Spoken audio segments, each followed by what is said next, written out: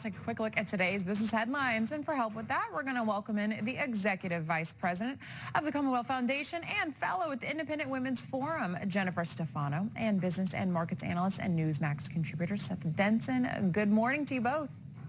Good morning, Alan.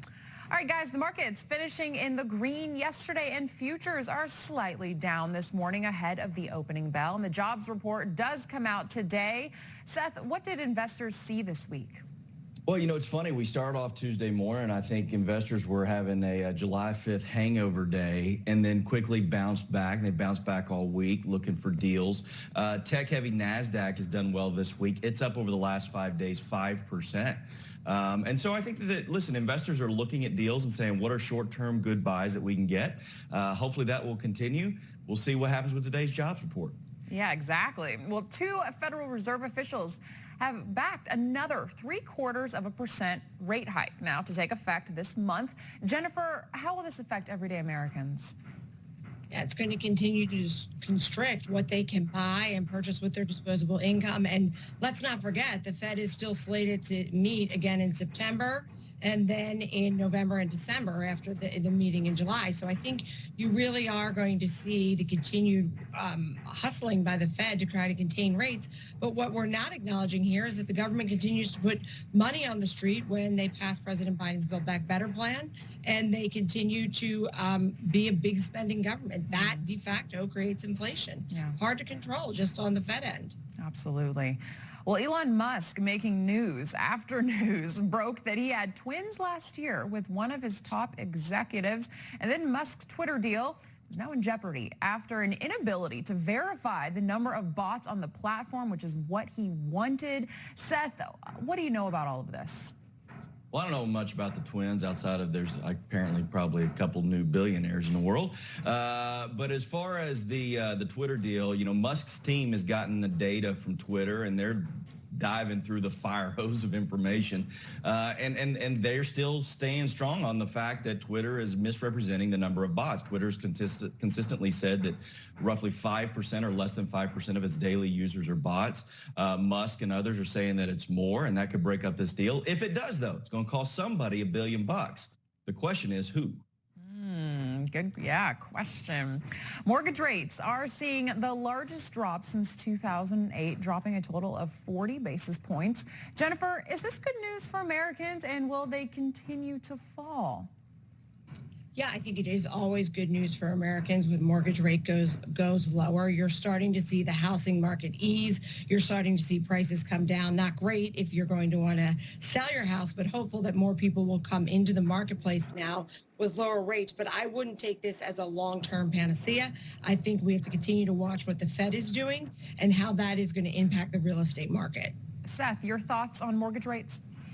Well, listen, they're following the bond rates. So again, we talked a bit about it yesterday, Alex, that they're actually down. So if you're thinking about locking your mortgage or you're thinking about refinance or do anything, you need to call your mortgage broker now and get that thing locked. The bond rate, 10-year bonds are headed back up. As they do, mortgage rates will head back up as well. And as Jennifer alluded to just a minute ago, the Fed's about to raise interest rates, I think, again. So get in gear and get that mortgage rate locked. How about this? Over 12,000 American airline flights were left without the pilots needed to take off. In response, the company actually said they will triple their pilots' pay.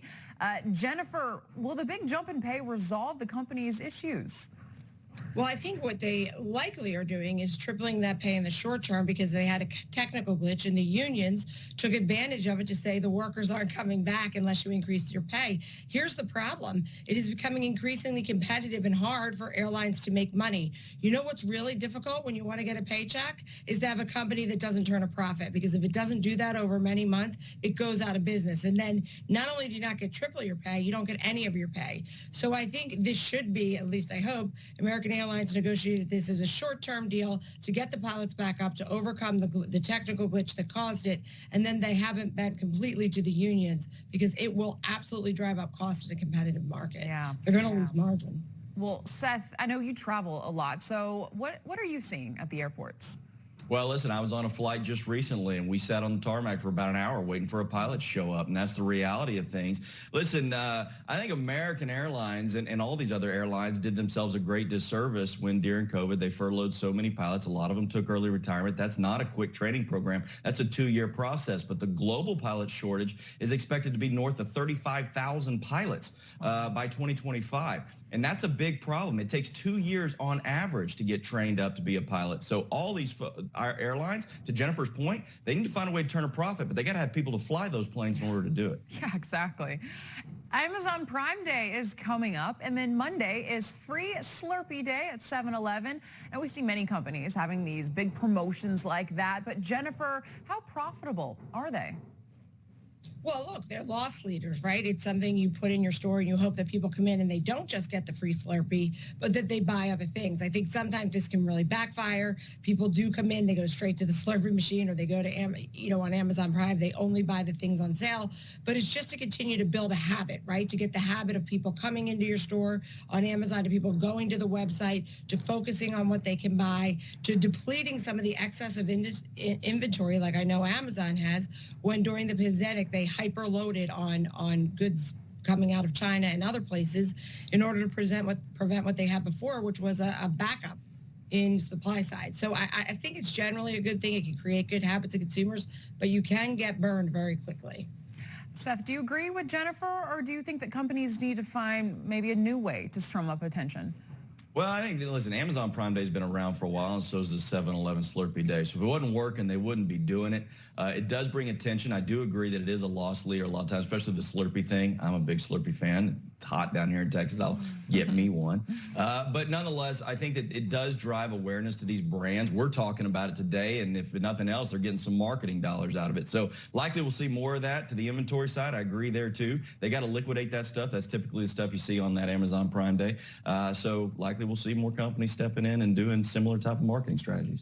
All righty. Well, finally, here comes the bride and the bill. The cost of weddings was jumping over 30% in the past year. Jennifer, what do you make of the jump?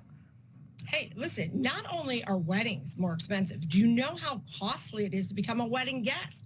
There are 2.5 million weddings happening this year. It's a record number. And the cost of attending them, going to them, and I don't want to be mean, but like I'm Gen X. We like had a wedding and maybe a shower. These Gen Xers, they're flying all over for bachelorettes. They're having 6 or 7 showers beforehand.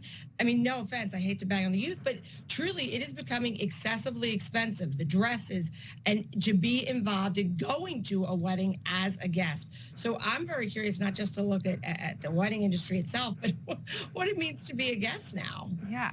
Seth, your thoughts on this? Here, I'm going to keep them short and sweet. Here's the deal. I, as we say in Texas, way out-punted my coverage. So I don't care how much that wedding would have cost. It was worth every penny to get Mrs. Denson on my arm. So kudos to everybody out there that's getting married. Pick your partner right. It'll be worth it. Oh, what a great note to end on, Seth. Jennifer Stefano, Seth Denson, thank you so much for joining us this morning. Have a great weekend. You too.